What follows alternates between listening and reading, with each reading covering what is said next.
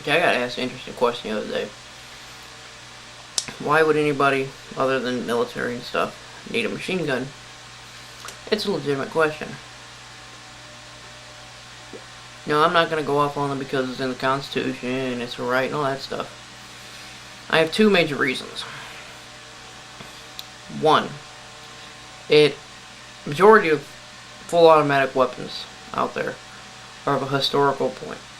Your M16s, your M2HBs, your M60s, things like this. You know, these are historical pieces.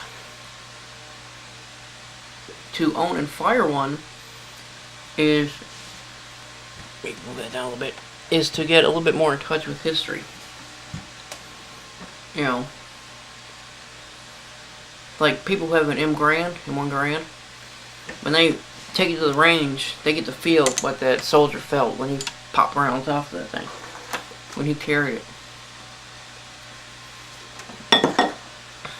Hold on a second. Same thing with the M16, full automatic weapons. Two, it's just plain old fun. I mean, it's one of those things, like not everything really. You can't know what it feels like to experience, to go through a belt to ramp up ammo, or, you know, just dump a full mag down with a single pull of the trigger. It's unbelievably fun. It's so much fun that it's like, you don't even care. You just blew off 30 rounds. You know, it's like, wow, oh man. Minor reason because I want one. Anyway, but I got a question. How would you people out there feel about lifting the ban on machine guns made after 1986?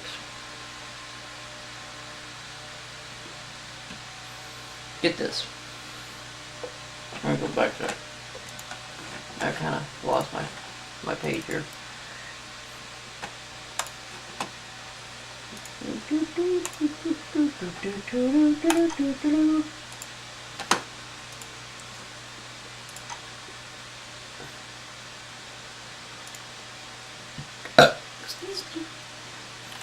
Okay, M16, full automatic, $19,000.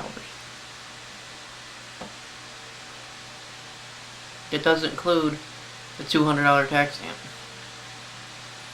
It doesn't include the transfer cost. Actually, for a gun. Right next to it, by the way, is $11,000 for 3 MAC-10s.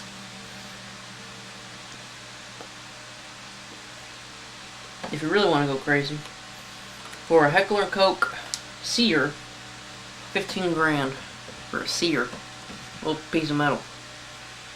15 grand. And that's because you can't make them no more. Well, you can't import them in the United States anymore. That's it. That's no reason. It's like, you know, why is a 1957 Bel Air so much more than a 2007 Chevy? Because they ain't making 57s no more. And they're a better car anyway. Cooler. Anyway, now you go over here, and I can get you a suppressor for a .223 caliber rifle or pistol for $400. I can get you a short barreled rifle and a copy of the Heckler & Koch 53 for $14.50.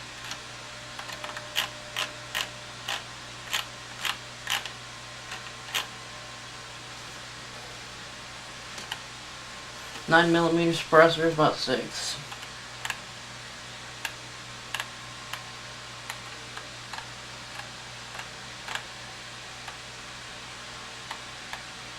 .45 ACP suppressors, $600. You know.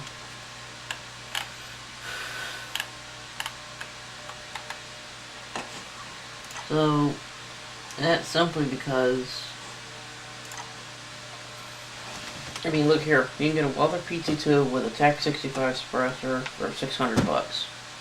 800, I'd say 900 total with the paperwork. Your class 3 for your class stamp and all that stuff. I do want one. I really do. That's gonna probably be my first entry into the NFA weaponry. So anyway, and that's all. The only reason they're that expensive is because they don't make them anymore. You can't import them into the country. You know, any machine gun made after 1986 can only be for military use, military, law enforcement, and pretty much dealer use only. I mean, if I had my license and all that, I can convert any gun I wanted into full automatic. But only myself could possess it, and I could only possess it as I'm a dealer, and I could only transfer it to other dealers to do demonstrations with this weapon. That's it. You know, the common gun owner on the street couldn't own it. Just couldn't do it.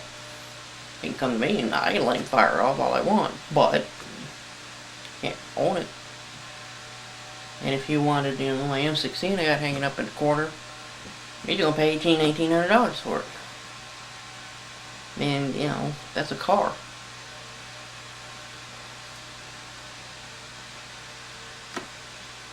Yeah. But that's the world we live in. Or the country we live in, actually. So what do you guys think? Would you vote for a president who would try and reverse that? Or would you vote for a bill that would reverse it? In fact, you know what? Do it. Write your congressmen. Write your state representatives. Write your mayors. Write your governors. Write your town councilmen. Write anybody you can think of. Write Bob down the street. And say, look, this is what I want to happen. I want the ban on machine guns made after 1986 lifted because I'm sick of being screwed because I want to own a machine gun for sport purposes.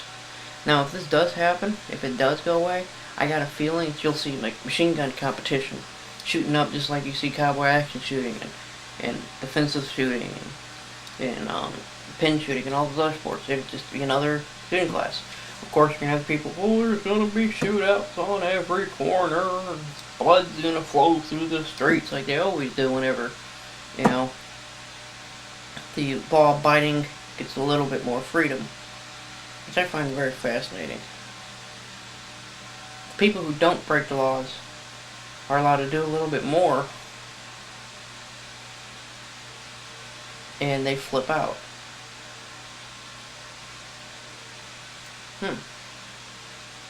Anyway, I still don't understand how, you know, affecting the law-abiding, doing something that only the law-abiding will listen to affects the non-law-abiding, but that's a whole other story. I still haven't got a comment from you anti-gun people out there on that. Still waiting for that one. So, yeah. That's all I got.